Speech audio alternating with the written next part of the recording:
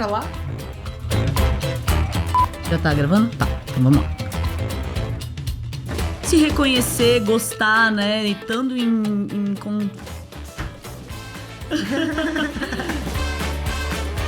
A gente tá vendo muito, né? Questão de... Ai, como é que é o nome? Esqueci, gente. Harmonização facial. Tá. Muito bom, muito bom. No podcast Plástica Sem Tabu com a doutora... Tá. De novo.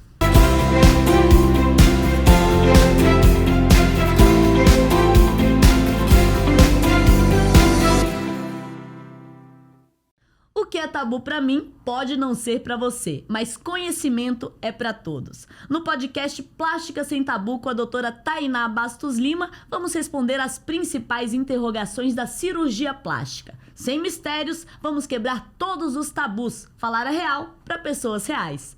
Thay, é um prazer estar aqui com você, seja muito bem-vinda. Obrigada, o prazer é meu. Então, para começar, Thay, eu queria saber um pouco mais sobre você, né? Como é que você procurou a medicina? O que te despertou o interesse? Fala um pouquinho sobre a sua carreira, seu início de carreira. Bom, acho que antes de ser plástica, né, o sonho de ser médica veio da minha infância. Meus pais moravam numa cidade do interior, meus pais já eram médicos e eu lembro que desde pequenininha eu já acompanhava eles, ia pro hospital, ia passar visita às vezes. Então, acho que isso sempre despertou esse lado um pouco de cuidar, né, da saúde, enfim, das pessoas como um todo. E aí, no decorrer dos anos de medicina, eu acho que eu fui sempre me aproximando mais da área de cirurgia. Então, trabalhei alguns anos na área de emergência, né, cirurgia geral, e dentro da cirurgia depois acabei seguindo no caminho da plástica. E o que te despertou, assim, na plástica? Por que tu escolheu? Olha, eu acho que durante a época da cirurgia geral, a gente acompanhava muito cirurgias de reconstrução, trabalhava com um pouco de pacientes queimados, então eu acho que o que despertou dentro da plástica foi essa área da reconstrução mesmo, tanto em pacientes com câncer, pós, né, cirurgia oncológica.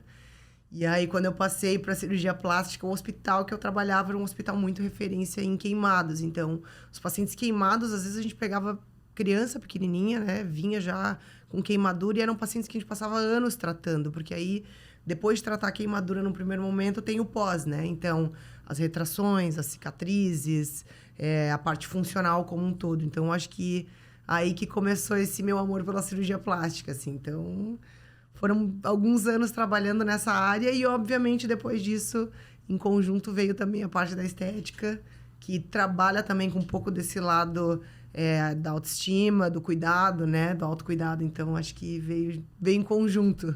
Ah, legal. Acho que tocou num ponto bem importante, né? Cirurgia plástica tem a parte estética e tem a parte também, essa daí, né? De reconstrução mesmo, de trazer autoestima, vida para as pessoas, né? Que passaram por situações de trauma e tal. Então, tem essa parte que é muito nobre, muito importante da cirurgia plástica, né, Thay? Uhum.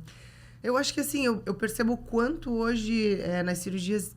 hoje em dia eu trabalho muito mais com cirurgia estética, mas o quanto a gente melhora a qualidade de vida dos pacientes quando eles conseguem se olhar no espelho de novo, assim. Muitas pacientes que eu opero vêm me agradecer, até já tive pacientes que choraram no dia da alta, no dia da consulta, do resultado que a gente conseguiu. E eu acho que muito mais de como a pessoa se olhou, conseguiu se enxergar depois da cirurgia, assim. Eu acho que o mais brilhante de trabalhar com a autoestima é isso, é o quanto as pessoas... A minha ideia é que as pessoas possam se amar dentro do que elas são, conseguir se enxergar de uma maneira diferente e trabalhar com a autoestima lá no alto mesmo. E a autoestima não só de se olhar no espelho, mas aí muda a vida como um todo, né? Todos os âmbitos, profissional, de relacionamento, de tudo, né? Você tem a dimensão disso, do quão bem você pode fazer para uma pessoa nesse sentido? Olha, eu acho que eu tenho aprendido essa dimensão no decorrer dos anos. Assim, quanto mais eu trabalho com os pacientes, quanto mais a gente vai criando vínculos, mais eu vou percebendo esse retorno que elas vêm contar mesmo de histórias, do quanto elas acordaram. É isso, assim, né? Parece que acorda diferente, assim. Então, o dia vai melhor, o trabalho vai melhor, questão pessoal. Acho que quando a gente tá bem com a gente mesmo, a gente consegue trabalhar o dia a dia de uma maneira muito melhor mesmo, assim, mais autoestima, mais feliz. Então, a ideia eu acho que é essa. A gente acaba tendo um impacto em várias áreas do nosso dia a dia mesmo, né? Quando a gente trabalha com amor, enfim. Isso aí, muito importante. E Thay, você é jovem, mas a sua carreira e sua história com a medicina é super longa, tem aí mais de 16 anos, né? Estudando, trabalhando, 2 pós-graduações, 3 especializações. Nessa área, principalmente em todas as áreas, mas na medicina é muito importante estar sempre atualizado, né? Buscando informação. Conta um pouquinho sobre isso, assim. Bom, eu acho que não dá pra gente parar de estudar, né? A medicina, como várias outras áreas, cada ano que passa surge atualização, surge técnica nova, surge... Então, acho que o mais importante disso tudo é a gente continuar estudando. É algo que eu tenho pra minha vida, que eu não quero nunca parar de estudar. Eu acho que se eu paro de estudar, eu sinto que eu não tô evoluindo junto com a medicina, né? Junto com a minha área. Então, desde que eu me formei, eu sempre trabalhei em pós-graduação. Hoje em dia eu dou aula numa pós. E eu acho que é isso. A gente tem que estar sempre conversando com outros cirurgiões, vendo essas técnicas novas, trocando experiências. Porque a ideia é sempre trazer o que tem de melhor para os pacientes. Sendo de técnica, sendo de cirurgia, sendo de assuntos novos, sejam de produtos novos que surgem aí no mundo da cirurgia plástica, da cosmiatria. Eu acho que o principal de tudo é a gente estar atualizado, né? Não tem como a gente parar no tempo. Não é engessado, né? A cirurgia plástica, a medicina em si não é engessada. Então não dá pra gente ter esse pensamento muito travado. Eu acho que a ideia é a gente sempre colocar no dia a dia o que tem de mais novo. Então, seja em congresso brasileiro, em congresso fora do Brasil, em curso fora, eu sempre tentei me manter atualizada para conseguir trazer o que tem de melhor, na verdade. Falando um pouquinho mais sobre a sua carreira, né? Sobre os estudos e como você se preparou para chegar aqui, né? Ser essa cirurgiã plástica brilhante que você é. Conta um pouquinho sobre... primeiro, faculdade, né? Foi lá em Curitiba, né? Como é que foi? Toda a minha formação eu fiz em Curitiba. Então, eu fiz medicina na PUC-PR, PUC Paraná, né? Uma faculdade brilhante. Então, para minha formação de cirurgia plástica foram longos 12 anos, mas necessários, né? Eu acho que não dá pra gente brincar com cirurgia. A gente tá aqui falando de uma maneira super tranquila, mas a gente sabe que existem, inclusive, muitos cirurgiões que operam e não são formados em cirurgia plástica. Então, eu fiz 6 anos de medicina, fiz 2 anos de cirurgia geral no Hospital Santa Casa de Curitiba, fiz cirurgia videolaparoscópica 1 ano no Hospital Cajuru, e depois fiz mais 3 anos de plástica no Hospital Universitário Evangélico Mackenzie. Então, foram 12 anos aí até eu terminar toda a formação. E eu acho que é isso, né? Não tem como a gente trabalhar com cirurgia sem ter total conhecimento do que a gente está fazendo. Não é uma brincadeira, é uma vida que está ali na nossa mão. Por mais que a gente trabalhe com área estética, né? Que seja... às vezes as pacientes vêm muito tranquilas e é uma cirurgia tranquila, mas a gente tem que sempre lembrar que é uma vida que está ali, né? Uma história, uma mãe, um pai, enfim. Então, é por isso que é muito importante sempre, pacientes quando querem fazer ou procedimentos ou cirurgia, procurem alguém. Então, eu sou membro da Sociedade Brasileira de Cirurgia Plástica, procurem alguém de confiança, que tenha todo esse caminho de estudo, que invista no estudo, porque... eu acho que isso é o mais importante, né? Por isso que eu tô sempre estudando. Então, depois que eu terminei todos esses 12 anos, eu fiz pós-graduação, eu faço curso de atualização, eu dei aula, tô dando ainda aula na pós-graduação no Instituto Lapidari, lá em Balneário Camboriú. Então, eu acho que é isso, né? A gente tem que estar sempre estudando para trazer os melhores resultados e também para cuidar daquela vida que tá ali nas nossas mãos, né? Eu acho que é mais ou menos por aí. Sem dúvidas. E sobre as pós-graduações, né? Depois desses 12 anos de estudo e as especializações, fala um pouquinho sobre elas também. É muito de refinamento de técnicas, né? Então, essas técnicas que a gente vê aí, mastopexia em L, short scar, né? Que é cicatriz reduzida. Então, a gente reduzir cada vez mais as cicatrizes, colocar as cicatrizes em lugares escondidos. Eu acho que hoje, no mundo do cirurgião plástico, ou na minha visão, a ideia... para a maior parte das pacientes é que a plástica não pareça plástica, né? Então, a gente quer cada vez mais esconder essas cicatrizes, colocar em lugares inaparentes. Então, a ideia desses cursos e dessas atualizações é sempre otimizar, melhorar as nossas técnicas, né? Dentro dessas especializações e pós-graduações que tu fez, me chamou a atenção uma específica de nutrologia. Por que tu procurou ela? Antes de eu passar em plástica, eu fiquei 1 ano trabalhando, então, com cirurgia geral, trabalhava em hospital de emergência, trauma, pegava muito paciente grave. E como eu já tinha essa ideia aí de ir para o mundo da cirurgia plástica, eu acho que a nutrologia, na época, casou muito bem, porque é isso, né?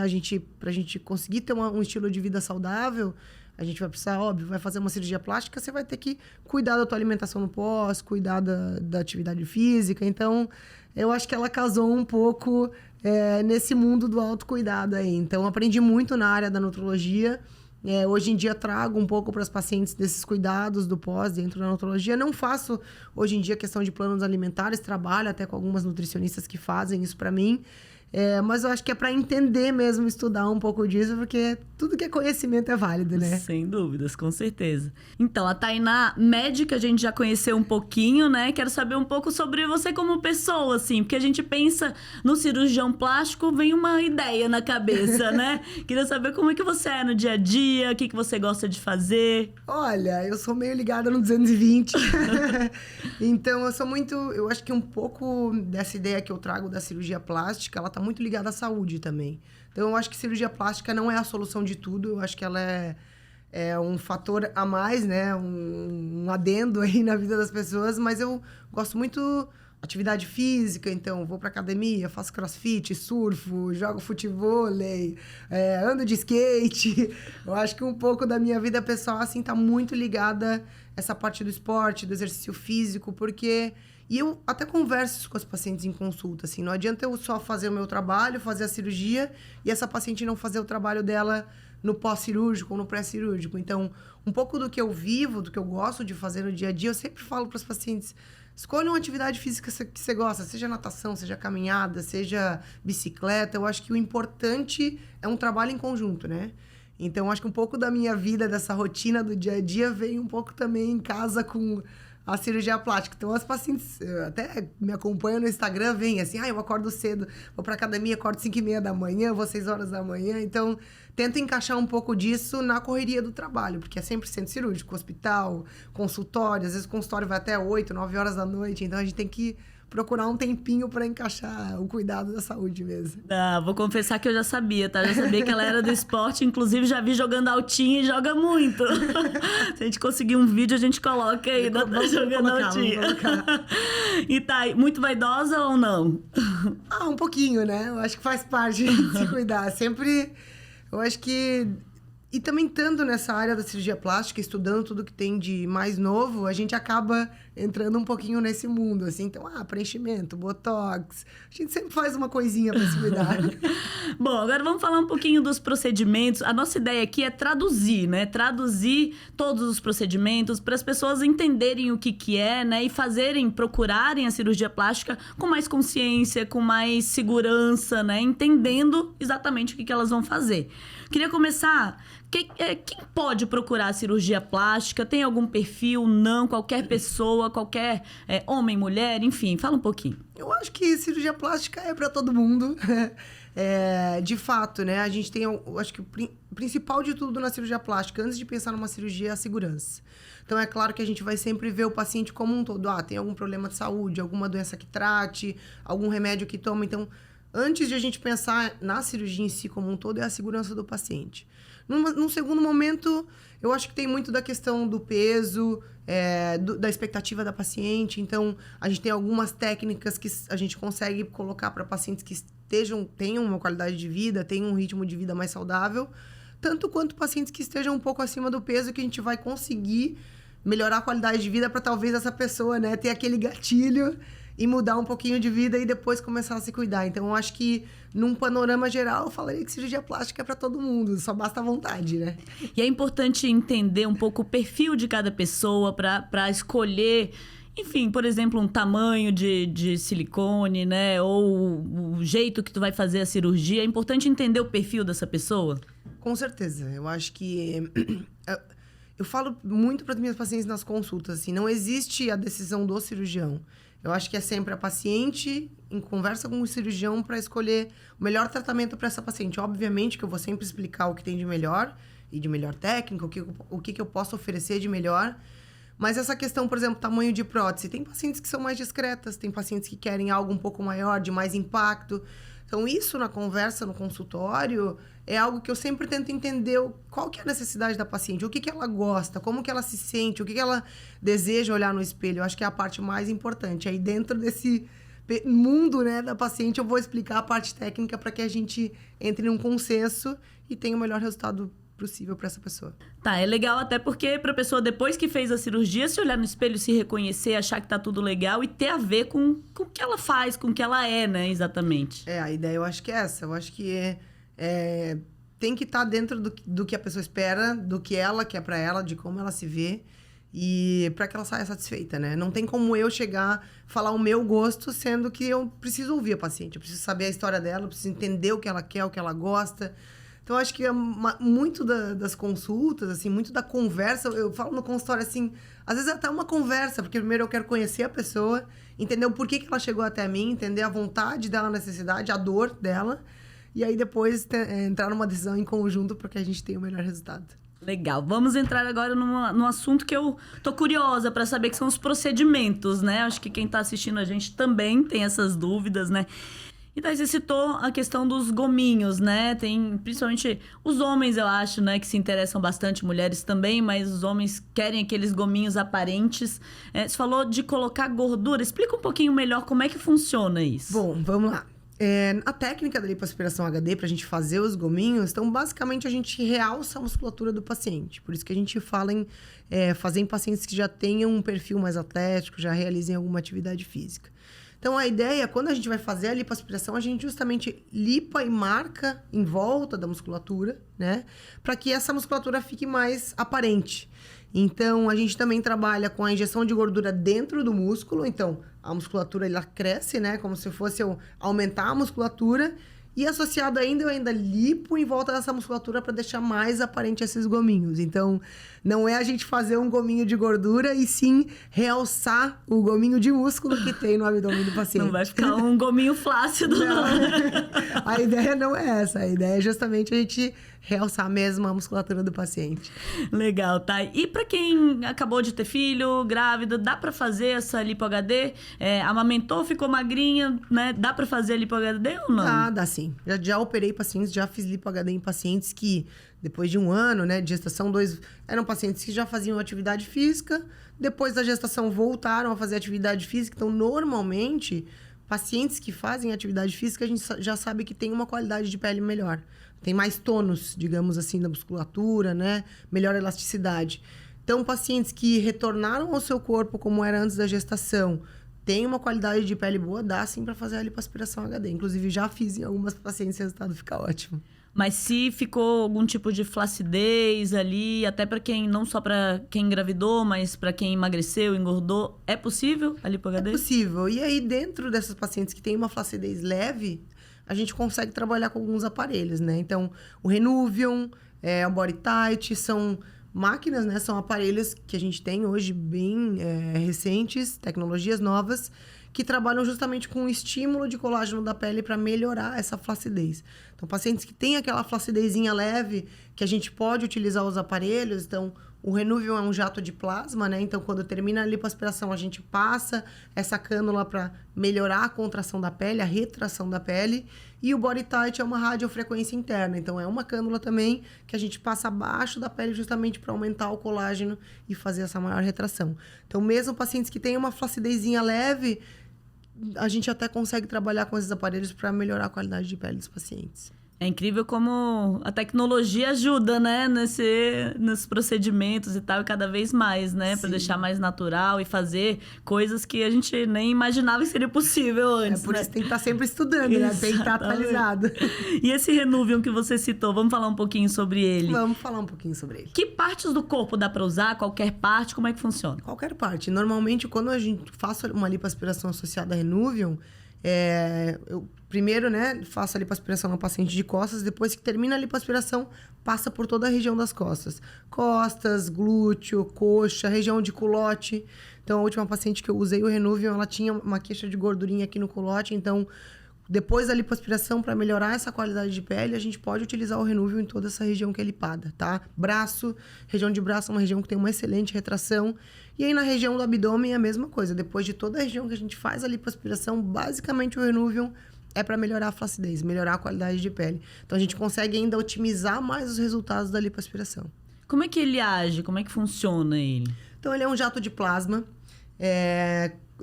Quando a gente termina a lipoaspiração, é como se a gente passasse essa cânula embaixo da pele e ela estimula as células, né, que tem ali, chama fibroblasto, a célula que produz colágeno. Então, ela estimula essas células a produzirem mais colágeno para deixar a pele bem firme. Então, aumenta um pouquinho a temperatura da pele e é como se ela desse um choquezinho nessas células e faz com que as células produzam mais colágeno. Então, melhora a retração, melhora a qualidade de pele. Então, ela pode ser utilizada com diferentes técnicas, assim, para melhorar mais o resultado final. Sim, com certeza. É isso, basicamente. E todo mundo pode usar em qualquer tipo de cirurgia? Tem alguma contraindicação? A gente utiliza mais associada à lipoaspiração. Então, cirurgias que tem muito descolamento, que a gente fala, né? Então, por exemplo, abdominoplastia. Como eu já vou descolar toda aquela pele, já vou ressecar, né? Retirar aquela pele que fica flácida, a gente acaba utilizando mais nas áreas de lipoaspiração. Então, cirurgias que a gente faz cortes muito extensos, né? Descolamento muito extensos, a gente opta por utilizar só nos locais que a gente faz a lipo.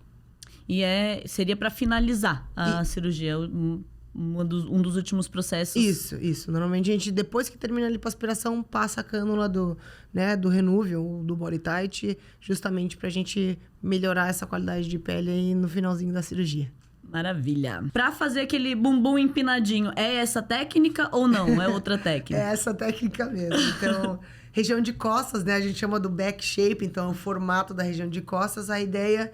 Normalmente a gordura se acumula na região mais aqui da cintura, né? Então a gente afina a cintura e aquela gordura que tem ali na cintura, naturalmente a gente consegue já fazer com que o bumbum apareça um pouco mais. E para os pacientes que a gente quer aumentar, aí a gente coloca a gordura no bumbum. Então tem muitas pacientes que tem aquele buraquinho na lateral do bumbum, que tecnicamente a gente chama de depressão glúteo trocantérica. Então, ali a gente coloca a gordura para dar aquele formato redondinho, empinadinho do bumbum, que é o que a maior parte das pacientes querem, aquele né? corpo violão. É. E eu vou te dizer, a gente já fiz algumas vezes enxerto de gordura em glúteo de homens. É claro que a gente não faz daí aquele glúteo tão empinado, mas às vezes só para melhorar o formato mesmo. É algo que eu vejo que os homens têm se cuidado muito, assim, tem aumentado o fluxo de cirurgias em homens. Então, não só para as mulheres para aumentar o tamanho do glúteo, mas para homens, às vezes, para corrigir assimetrias, às vezes algumas deformidades, afundamentos. Então, a ideia, às vezes, do enxerto de gordura é a gente melhorar alguns desses detalhes. E recuperação? Porque eu fiquei pensando aqui, né? Na região do bumbum mesmo, a gente senta, anda, né? Como é que funciona? Olha, a recuperação das pacientes costuma ser bem tranquila, assim. As medicações que a gente passa no pós seguram bastante a dor.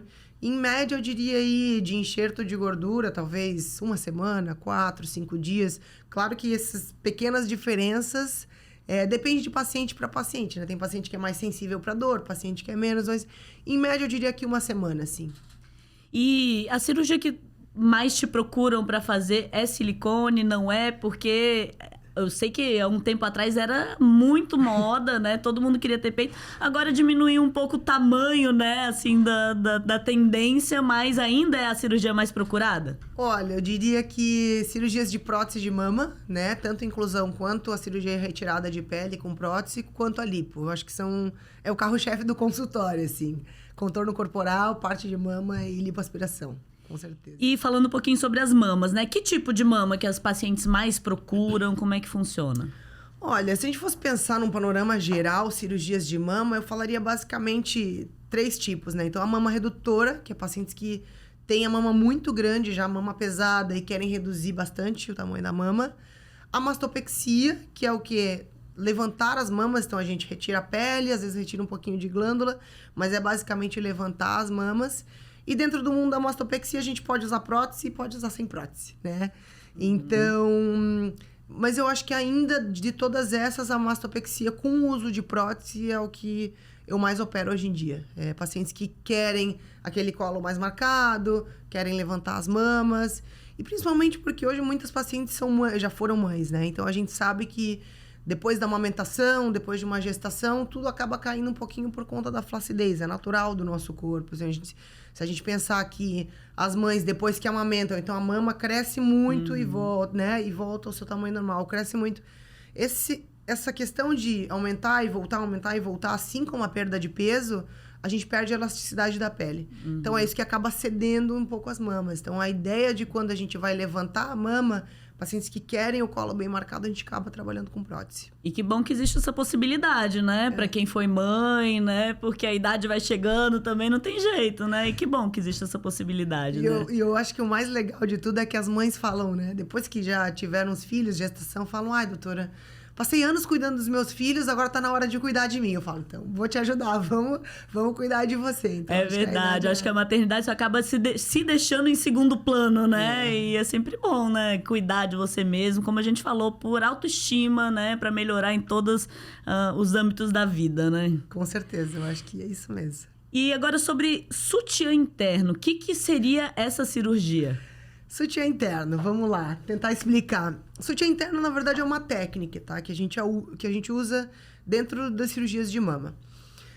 Quando a gente vai colocar prótese, a gente sabe que com o tempo, dependendo da qualidade de pele de paciente, dependendo de, né, como é a evolução da paciente, algumas vezes tem essa tendência da prótese ceder um pouquinho, se acomodar. Então, o sutiã interno, ele veio como um adendo nas técnicas de cirurgia para que a gente dê mais sustentação e estabilidade para a prótese.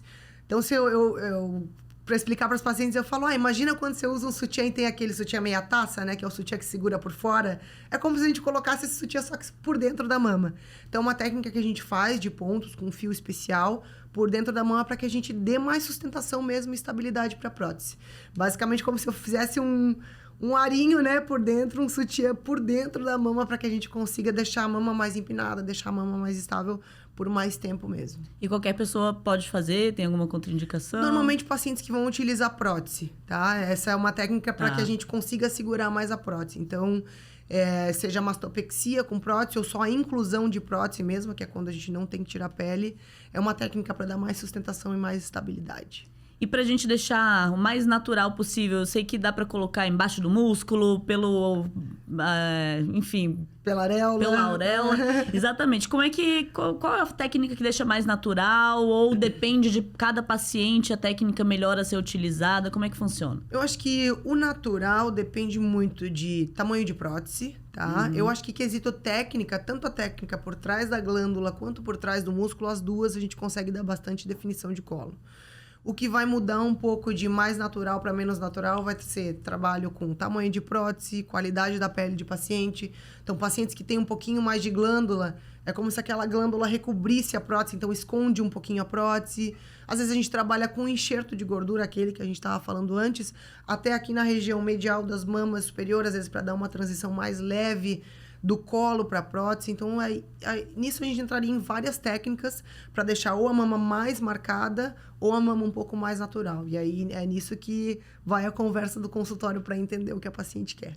Perfeito. Então a gente já falou de barriga, lipo, tal, bumbum, mamas. Agora vamos passar pro rosto, pode ser? Pode ser. A gente tá vendo muita questão de harmonização facial, né? Tá cada vez mais popular, muita gente fazendo, colocando boca, né? Mudando alguma coisinha ali. É cirurgia plástica isso também? Não é? Fala um pouquinho. Bom, com certeza a cirurgia plástica, a gente chama esse mundo, né, de injetáveis o mundo da cosmiatria, né? Então, preenchimento, botox, bioestimulador de colágeno. Eu faço muito esses procedimentos e isso eu chamo de gerenciamento do envelhecimento. Eu acho que a gente sempre pode estar cuidando da nossa pele, do rosto como um todo, né? Só que a gente sabe que no decorrer do tempo, né, dos anos, por mais que a gente faça todos esses tratamentos, tem muitos pacientes que evoluem com muita flacidez de pele por conta do próprio envelhecimento. Então, acho que a cirurgia é algo um pouco mais agressivo, digamos assim, obviamente, né? Porque é um corte que a gente faz, mas é muito mais definitivo a longo prazo. Então, hoje, o que vem no meu consultório, às vezes, paciente de 40, 50, 60 anos, que querem tirar aquela flacidez, né, do dia para a noite. É uma cirurgia que a gente faz, então, um cortezinho aqui na frente da orelha, fica escondido bem na região anterior do cabelo, para a gente tirar essa flacidez de pele com um ato cirúrgico mesmo. Então, é uma cirurgia que eu gosto muito, tenho feito muito, cada vez mais aumenta esse número de pacientes que querem fazer cirurgia plástica, porque é isso, né? Às vezes já fizeram vários tratamentos injetáveis, não conseguiram chegar ao resultado que elas queriam, e aí sim elas decidem ir para a cirurgia. A diferença, então, a harmonização, ela vai voltando com o tempo, não é algo definitivo. A cirurgia, não, já é mais definitiva. Exato.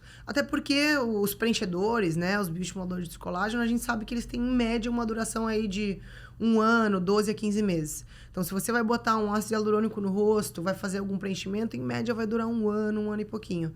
A cirurgia, a gente tem resultados aí para 10, 15, até 20 anos. Então, é um resultado muito mais definitivo a longo prazo. Claro que demanda um preparo da paciente, né? É um procedimento cirúrgico, a recuperação é um pouquinho ali mais prolongada, 7, 10 dias, o rosto fica um pouco inchado. Mas depois, quando passa essa primeira fase aí do pós-cirúrgico, o paciente só tem benefícios ao longo dos anos. Eu tenho ouvido falar muito em botox preventivo, por exemplo, né? Meninas jovens, né? Homens também, fazendo desde cedo. Realmente existe isso? Eu fazendo cedo, eu evito que as marcas fiquem? É interessante também? Existe. Pra você entender, o botox preventivo, por que a gente forma? Por que as nossas rugas se formam, né? Quando a pessoa fala, doutora, eu tô com ruga. Quanto mais a gente tem contração da musculatura do nosso rosto, é igual que você vai pra academia. Quanto mais você malha, mais definido você fica.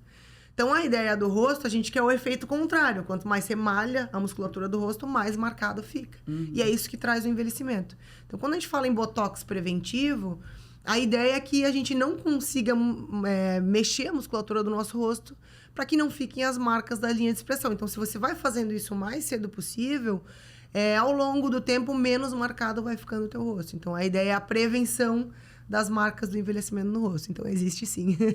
Boa, bom saber, né? Para quem tá vendo a gente aí que ainda não tem marcas, mas a cirurgia plástica ainda não, mas principalmente essa questão do botox preventivo é bem interessante já começar a pensar, né? Não deixar para quando tiver marcado, daí quando o rosto estiver marcado. Tá, já falamos então de bumbum, de lipo, de mamas, agora vamos nesse panorama geral aí da cirurgia plástica falar de rosto, pode ser? Pode ser. Então, eu tenho ouvido muito falar, né, na questão da harmonização facial, tá cada vez mais popular, né? É cirurgia plástica? Qual a diferença? É cirurgia plástica, então a gente chama esse mundo dos injetáveis do mundo da cosmiatria, né? Na verdade, eu acho que está muito em alta preenchimento labial, botox, bioestimulador de colágeno. Eu acho que isso vem pra gente como uma prevenção do envelhecimento, né? Eu chamo de gerenciamento do envelhecimento. Eu acho que a ideia é que a gente se cuide ao longo do tempo para que a gente postergue cada vez mais as cirurgias de face, né? Eu tenho realizado muito cirurgia de face, eu acho que a cirurgia de face é um tratamento mais invasivo para os pacientes que têm essa queixa do envelhecimento facial. E basicamente a gente trata a flacidez de pele no rosto mesmo. Então, opero pacientes de 40, 50, 60 anos. Inclusive, recentemente eu operei até uma paciente da minha família. Isso gera até um pouquinho de tensão, né? Sempre quando é alguém da família, tem a questão ali do cuidado emocional envolvido, mas deu tudo certo na cirurgia. E eu acho que a cirurgia de face, como um todo, a gente consegue um resultado a muito mais longo prazo, né? Então, é uma cirurgia invasiva. Para você ter ideia, esses preenchimentos, né? Ácido hialurônico, bioestimulador de colágeno, normalmente a duração é de 1 ano, 12, 15 meses. E a cirurgia, quando a gente opta por fazer a cirurgia, essa paciente vai ter um resultado aí para 10, 15, 20 anos. Então, é um resultado muito mais definitivo. Então, tem pacientes que já vêm fazendo esses tratamentos de pele, com preenchimentos, com bioestimulador de colágeno, mas chega um certo momento ali que, às vezes, as pacientes querem algo mais definitivo, pretendem fazer algo para ter um resultado do dia para a noite, digamos assim. Então, acho que a cirurgia casa bem para trazer esse resultado mais imediato, né?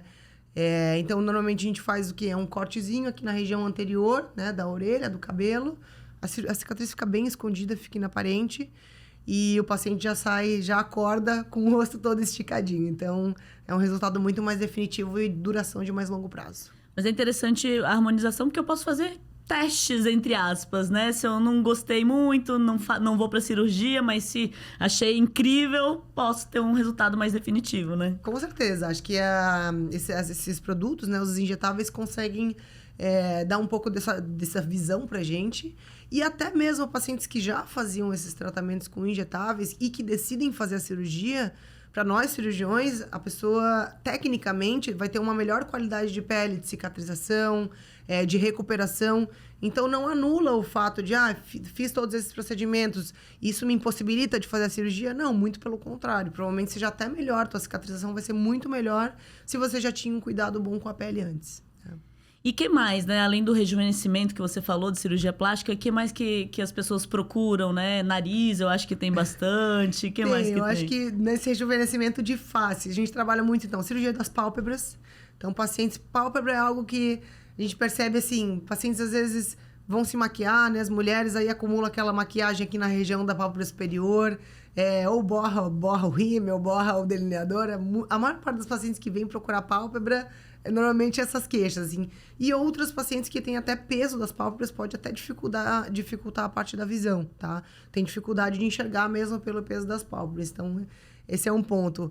Nariz é outra cirurgia que muitos pacientes procuram, sempre querem arrumar alguma coisinha, empinar um pouquinho a ponta do nariz. Então, tanto a gente trabalha não só com a parte estética, com a parte funcional.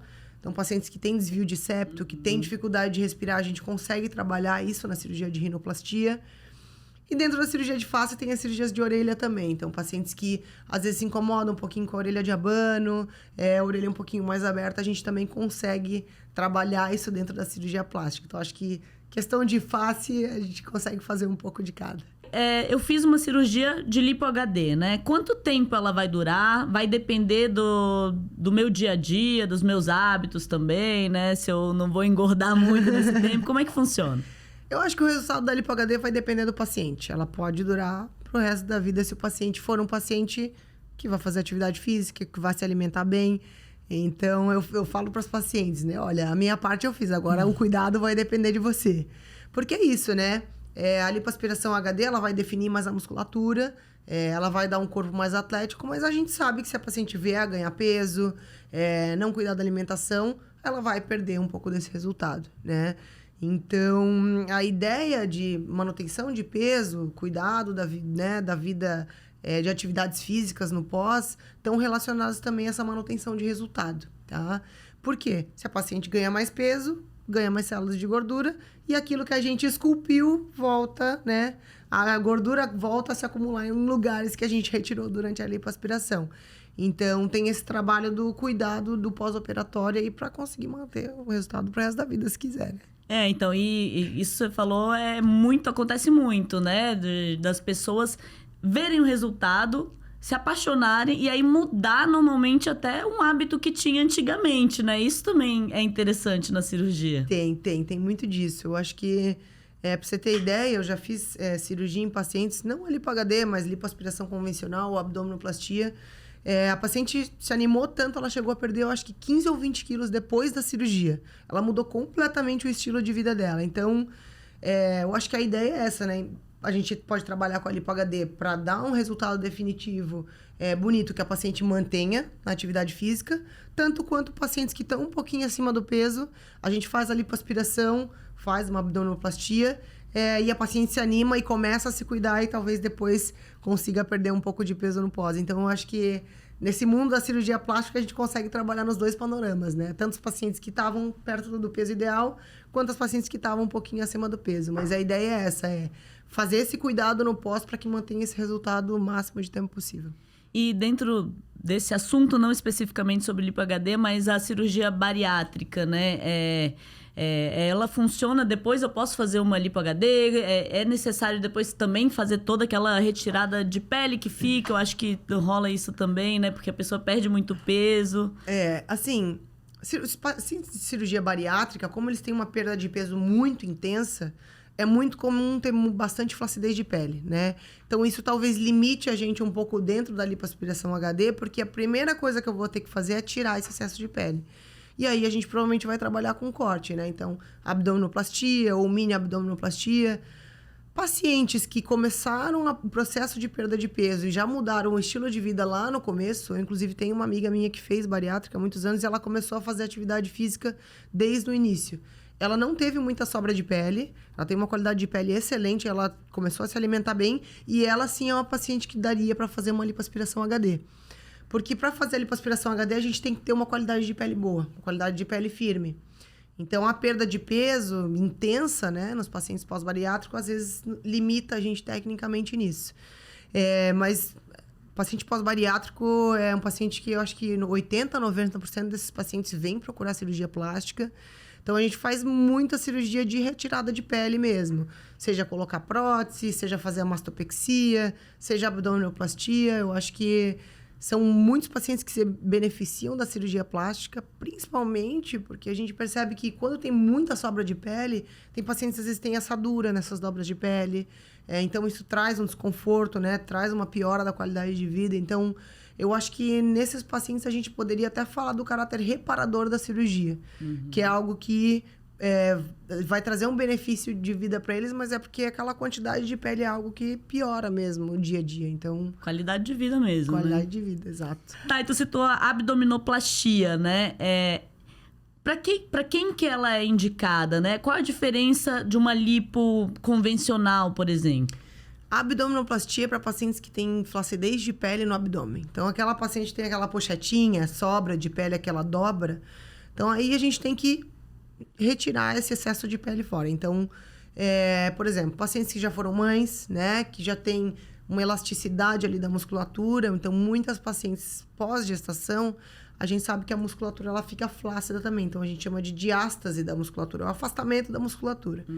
Então, normalmente, na abdominoplastia, o que a gente associa? A retirada de pele, a lipoaspiração para tirar a gordura e a correção dessa diástase, que é a correção da musculatura. Então, numa cirurgia de abdominoplastia, a gente trata esses 3 fatores. Então, basicamente, é para quem tem sobra de pele no abdômen.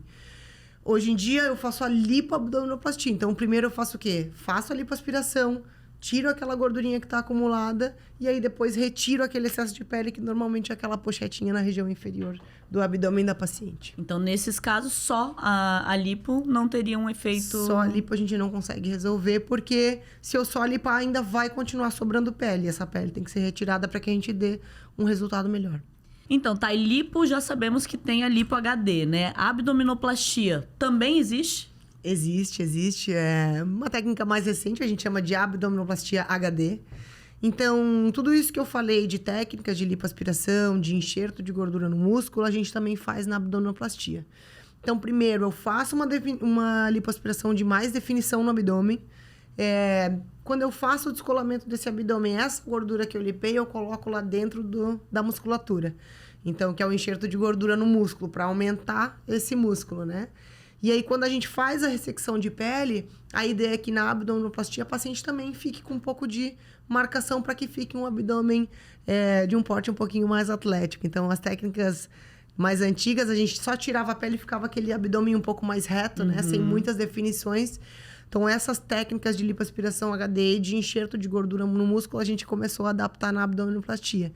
Então, hoje a gente consegue abdômenes mais definidos. Mesmo que tenha o cortezinho ali na cicatriz do abdômen, a gente consegue mais definição na cirurgia de abdominoplastia. Ah, que legal. E quantos quilos, em média, assim, a gente consegue tirar tanto na abdominoplastia quanto na lipo?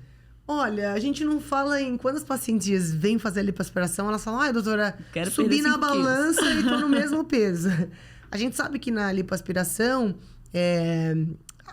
durante a cirurgia, é feita medicação, um soro, o paciente faz um certo edema. Então, é muito difícil, às vezes, a paciente subir na balança e ver, nossa, perdi 1, 2, 3 quilos.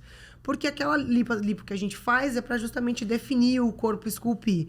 Tem pacientes que ficam mais inchadas mais tempo e não percebem. Já tive pacientes que falaram, doutora, subi na balança e vi que perdi 2 quilos. Mas é muito difícil a gente quantificar exatamente quanto cada paciente vai, olhando na balança, perder. Mas a gente sabe que existe aí uma porcentagem de segurança durante a lipoaspiração, entre 5%, 7%, 8% do peso do paciente, para a gente fazer na cirurgia de lipo. Então, a gente sempre trabalha aí com essa questão da segurança, mas às vezes a gente consegue tirar um pouquinho mais, às vezes a gente tira um pouquinho menos. Isso tudo a gente vai perceber durante a lipoaspiração mesmo, porque quando a gordura sai na lipo, a gente sabe que vem células de sangue, vem células de plasma. Então, como que a gente faz esse processo do enxerto de gordura, né? A gente tem que processar essa gordura. Então, é como se a gente pegasse essa gordura, a gente decanta ela, pega essa gordurinha amarelinha, lava ela, purifica ela e depois usa essa gordura para fazer o enxerto. Então, por isso que, às vezes, na balança mesmo, a gente não consegue perceber essas alterações de peso. E no mesmo procedimento, dá para fazer tudo isso. Todo esse processo, você falou, não é demorado, não, né? Parece que vai o dia inteiro. Durante a cirurgia, o que a gente faz? Quando tá lipando, essa gordura ela vai para um frasquinho, né? Que é a gordura que a gente vai usar para enxerto. Então, enquanto essa gordura já tá ali, ela já vai sofrendo um processo de decantação, né? Então, já vai separando ali as células de sangue da gordura. E aí, essa gordura que a gente pega, a gente ainda lava ela para deixar ela bem pura. E aí, sim, a gente usa essa gordurinha bem saudável para colocar no músculo ou para colocar no bumbum. Então, enquanto a gente tá lipando, esse processo já tá ali acontecendo. Por isso que a gente também trabalha sempre em equipe, né? Outro cirurgião plástico, a instrumentadora.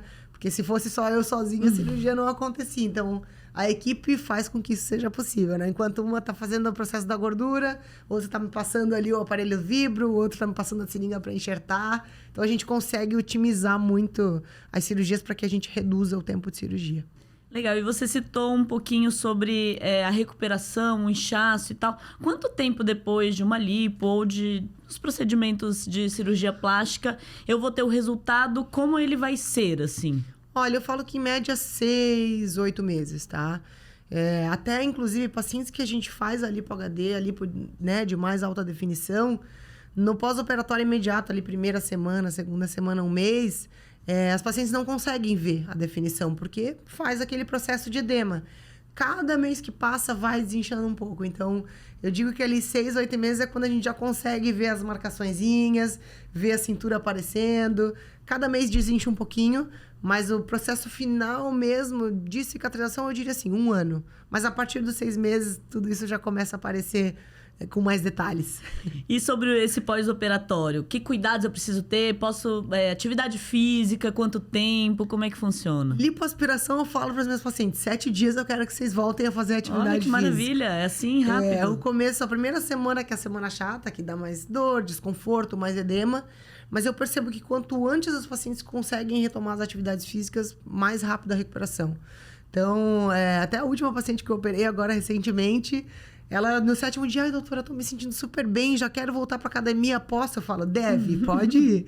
Então, vai ter que usar, óbvio, né, malha no começo, placa, vai ter que usar aí pelo menos uns 30 dias aquela malha de compressão para ajudar nesse edema, mas com 7 dias, tranquilamente, numa cirurgia de lipo, já dá pra voltar pra academia. Ai, que maravilha. Aí depende da cirurgia, né? Isso. Então, tem outras nas cirurgias que tem corte, por exemplo, mama, né? Cirurgia de abdominoplastia, a gente estende um pouquinho esse cuidado. Então, ali, a partir dos 15 dias, para voltar a dirigir, para voltar a fazer uma atividade física mais leve. E aí, isso, obviamente, a gente vai acompanhando no consultório a evolução. Evolução da cicatriz, evolução do inchaço. Por isso que sempre o pós-operatório das pacientes, o primeiro mês, a gente vai se ver toda semana, né? Ver, conversa, ver como é que tá indo a evolução, o inchaço. Aí depois a gente vai passando um pouquinho. Vira praticamente amiga, né? Vira, olha. Aí eu converso da família, do filho, do marido. A gente acaba conhecendo a vida das pacientes, porque vai sendo uma troca, né? A gente já vai conhecendo. Às vezes os pacientes levam os filhos, aí já conheço o filho. Então, eu acho que essa troca é bem gostosa, assim. Conhecer um pouco da vida das pacientes e, no final das contas, a gente vira íntima, porque eu passo meu telefone para os pacientes, eu falo, olha, pode me ligar, qualquer dúvida, tô 24 horas para você, porque eu acho que essa é a parte mais importante, né? A paciente se sentir segura, sentir que... porque, para mim, cirurgia plástica é algo do dia a dia, muito comum. Mas para aquela paciente, é o dia dela. É uma cirurgia, é a vez dela. Então, é muito normal que essa paciente tenha dúvida da cicatriz, tenha medo, né? Tá com medo da dor. Então, eu gosto de ficar bem próxima das pacientes, porque eu quero que elas se sintam seguras. Ela tá fazendo o procedimento seguro, eu sei o que eu tô fazendo, tenho muito conhecimento do que eu tô fazendo, e eu gosto de passar isso, eu quero que elas se sintam em casa mesmo. Então, as pacientes me ligam e falam, ai, doutora, nossa, tô muito feliz, agora tô bem. Aquela primeira semana foi difícil, eu acho que a gente tá perto, assim, essa troca é o que... É uma parte que, para mim, é uma maravilha, assim, na cirurgia plástica. Assim, esse acompanhamento da evolução, do quanto elas vão começando a se olhar. Nossa, o inchaço tá passando, tô vendo o resultado, tô me amando.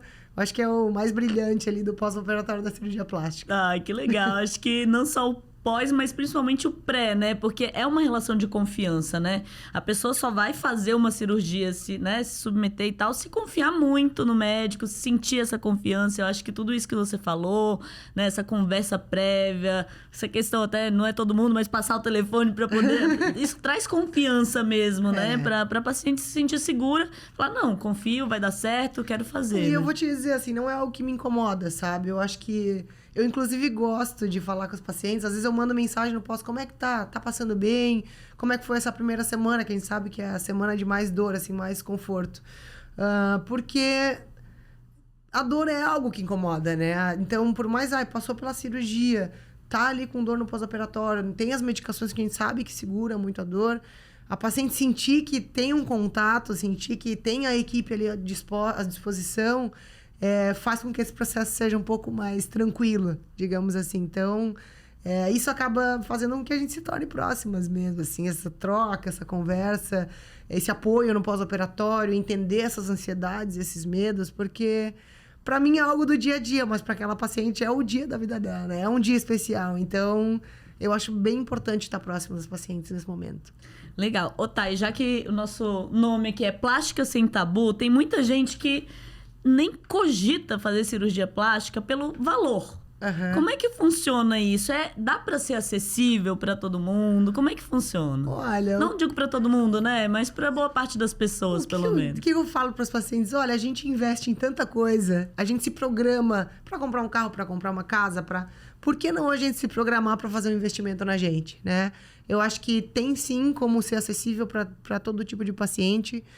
Eu acho que tudo isso vai da conversa do consultório, vai de como se preparar para a cirurgia. Existe um preparo para a cirurgia. Não é do dia para a noite, acordei, nossa, vou fazer uma cirurgia plástica hoje. Então, é esse preparo que faz com que as pacientes consigam realizar os sonhos delas. Então, eu já tive várias pacientes que, assim, falaram, doutora, eu tô me programando faz 1 ano para essa cirurgia, agora consegui me preparar, agora vim para, de fato, realizar a cirurgia. Então, acho que sim, que dá para todo mundo fazer, demanda uma programação. E é um investimento que a gente faz na gente. Eu acho que é um excelente investimento, inclusive. Eu já fiz, né? Então, eu, sendo cirurgiã plástica, posso falar um pouco como paciente. Então, desde nova, eu com 17 anos, acho que coloquei prótese. Depois troquei a prótese, já fiz lipo. Então, eu hoje em dia invisto muito em botox, preenchimento, coisas, produtos para eu cuidar de mim. Então, saindo do mundo sendo cirurgiã plástica, eu também sou paciente. Então, é isso. A gente se programa, a gente faz, a gente se cuida. Eu acho que é por aí. Sabe, os dois lados, então, né? E tu citou o sonho, né? É bem isso. Então, se a pessoa tem um sonho, é se programar, né? Assim como comprar um carro, tem o sonho de comprar um carro, o sonho de fazer uma cirurgia plástica, se programa direitinho, vai guardando aquele dinheirinho, se programa que dá pra fazer, né? Dá, com certeza dá. Tá, a gente já falou das pessoas que estão um pouquinho acima do peso em relação ali pro HD e quem tá um pouquinho abaixo do peso, para aquelas magrinhas. É possível fazer? O resultado é bacana? É possível fazer sim, o resultado é excelente. E é justamente aquilo que eu já tinha comentado, né? A ideia da Lipo HD é a gente realçar a musculatura que essa paciente já tem. Então, pacientes que até estão dentro do peso ou um pouquinho abaixo, a gente consegue resultados melhores ainda. Porque ficam mais naturais, a gente consegue realçar mais a musculatura, ficam resultados lindos. Então, sim, é possível fazer. Legal.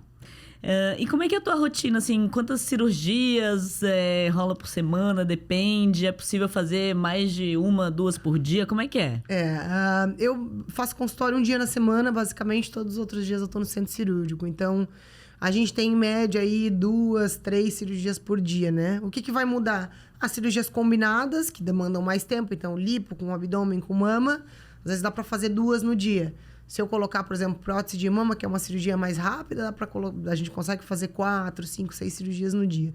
Então, depende muito do tempo cirúrgico, né?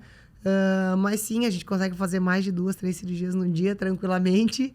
E isso vai depender muito do que a paciente quer, do tempo que a gente vai levar. Tu citou a mastopexia em L. O que seria exatamente esse procedimento? Bom, mastopexia é a cirurgia de levantar as mamas, né? Então, a gente sabe que sempre pra gente retirar a pele, a gente precisa colocar uma cicatrizinha em volta da areola, uma cicatriz vertical. E tem a técnica da cicatriz em T, né? Que é como se fosse um Tzinho embaixo da mama, Mas para aquelas pacientes que gostam do decote um pouco mais aberto, que às vezes querem deixar o colo livre e não querem aquela cicatriz na região medial, a gente faz a mastopexia em L. Então, a gente faz uma cicatriz vertical e a gente traz a cicatriz para lateral para deixar o colo livre. Então, muitas pacientes hoje está sendo bastante procurada a mastopexia em L, justamente por isso, né? As pacientes que gostam de usar um decote um pouquinho maior, não querem que apareça a cicatriz na região medial da mama, a gente trabalha com a mastopexia em L. E ela é um pouco mais complexa do que a em T? Tem alguma contraindicação ou não? Ela é um pouco mais detalhada, né? Pra gente que tá fazendo a cirurgia, tem alguns passos a mais pra gente conseguir compensar essa pele pra região lateral. Então, sim, ela demora um pouquinho mais. Mas para o paciente de quesito resultado, colo marcado, prótese, isso tudo o paciente continua tendo os mesmos resultados. A única diferença é que não tem a cicatriz pro meio, a cicatriz vai toda para a lateral da mama. Coisa boa, né? Essa evolução aí. E para usar um sutiã normal, por exemplo, depois que eu fiz a mastopexia, demora um tempo, aquele com aro, né, de ferro. Normalmente eu falo para os pacientes, como nos primeiros 30, 45 dias elas vão usar o sutiã modelador, nesse início do pós-operatório, elas não vão usar o sutiã, né? Mas depois que eu libero do uso dos modeladores, aí vida normal. Fingir que nunca operou. Tem paciente que não quer mais usar sutiã, tem paciente que usa sutiã ainda, aí vai muito de cada paciente. E o objetivo é levantar, então às vezes nem precisa mesmo de sutiã, A maior parte não usa mais sutiã. Coisa boa, exato. se livrar do sutiã. E quanto tempo depois fazer atividade física? Porque até para levantar braço, né? O movimento fica um tempo um pouco mais limitado. Como é que funciona? Hoje, assim, para técnicas, por exemplo, inclusão de prótese, a gente tem a prótese de recuperação rápida, né? Então, o que é isso? A paciente já sai movimentando e levantando os braços desde o hospital. Na hora da alta, chegou no quarto, a fisioterapeuta já vai lá no quarto, a paciente já sai movimentando os braços já desde o primeiro dia. E já na primeira semana, então, para cirurgias mais extensas, por exemplo, uma mamoplastia redutora, que eu peço para a paciente voltar a dirigir só com 15 dias... Nessa técnica, por exemplo, de prótese de recuperação rápida, no terceiro dia a paciente já está dirigindo. Então, a gente tem esse benefício também dessa técnica de recuperação rápida. E mesmo nas mastopexias, que a gente tem essas técnicas um pouquinho mais rápidas do que 15 dias, eu já libero a paciente dirigir com 7 dias. Então, questão de mobilização de braço, a paciente sai movimentando o braço, né? Já desde o hospital, consegue escovar os dentes, consegue pentear o cabelo. Então, isso dá bastante liberdade aí na recuperação do pós-operatório. Isso tudo que é o que vem de mais novo na cirurgia pra gente, porque a gente quer que os pacientes recuperem o quanto antes. Se eu te disser que, sei lá, uns 2 anos atrás, os pacientes a gente pedia para ficar 15, 20 dias com o braço fechado, né? Imagina a limitação que tem isso no pós. Então, hoje a ideia é quanto mais livre, melhor. Quanto antes a paciente recuperar, melhor. Ai, que maravilha. E essa técnica de recuperação rápida que você falou seria essa Fast Track Recovery? Essa mesmo. E o que muda? Como é que funciona? Então, é justamente isso. São umas etapas adicionais que a gente utiliza, né? Na cirurgia de inclusão de prótese. Inclusive, o sutiã interno é uma delas, que é aquela técnica para dar mais estabilidade na prótese, para que quando a paciente saia do hospital, ela já movimente os braços e a prótese continue no lugar. Então, essas etapas que a gente adiciona na cirurgia permitem com que a paciente já saia levantando o braço já no primeiro dia, dirigindo no terceiro dia. E assim, 7 dias, 10 dias eu já libero as pacientes voltarem para academia. Claro, no começo vai pegar ali um pezinho, 3, 5 quilos, mas no decorrer, depois de 15 dias, é como se não tivesse operado, vida normal. Nossa, que rápido, né? Coisa boa. E drenagem na mastopexia? Pra que serve? Quem precisa? Eu gosto de drenagem, tá? No pós-operatório das minhas pacientes. Eu percebo que pacientes que fazem a drenagem conforme eu oriento, o edema vai sumindo muito mais rápido, a recuperação também vai sendo mais rápida. Então, eu gosto das drenagens. Normalmente, eu já libero com 2 a 3 dias do pós-operatório. E as pacientes que aderem bem certinho, fazem essas drenagens no pós, a ideia é que ajude a desinchar mais rápido mesmo. Recuperação, otimiza a recuperação, melhora a cicatrização. Então, eu acho excelente no pós-operatório. E o que pode dar algum probleminha, necrose na mastopexia? O que leva a isso, né? Veja, a gente sabe que existe esse risco, né? Toda cirurgia tem risco, não tem como a gente não falar dos riscos. Existe risco de a cicatriz engrossar um pouquinho, abrir um pontinho, fazer uma necrose de areola. Isso normalmente é porque tem algumas pacientes que têm uma vascularização não tão boa ali para a região da areola. Então, como a gente tem que fazer um recorte na areola, quando a gente vai subir essa areola, às vezes a gente tem que subir muito, ou tem que tirar muito tecido, eu inclusive explico para os pacientes, a gente sabe que esse risco é maior, tá?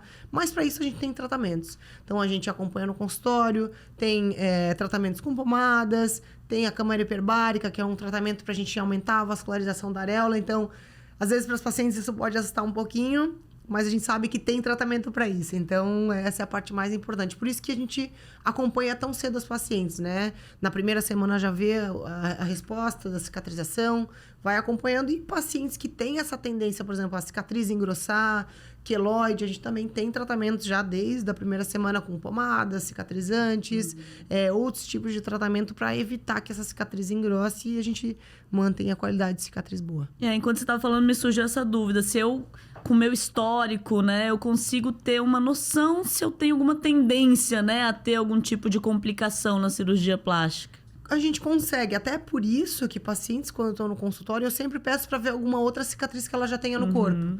Porque, às vezes, os pacientes falam que tem queloide, mas, na verdade, é uma cicatriz hipertrófica, né? Até falando aqui um pouquinho de cicatriz. Qual que é a diferença? O queloide é aquela cicatriz que cresce, cresce, cresce e não para. E a cicatriz hipertrófica é aquela cicatriz que fica um pouquinho grossa. Então, ela é muito mais fácil de resolver. Então, no pós-operatório, a gente usa algumas fitinhas de gel de silicone, usa pomada, justamente para evitar com que a cicatriz engrosse. E até, se for preciso, a gente pode fazer um refinamento da cicatriz, resseca ela depois, refaz ela. Então, tem solução. Tudo tem solução. Pode gerar um pouquinho de insegurança, mas tem solução.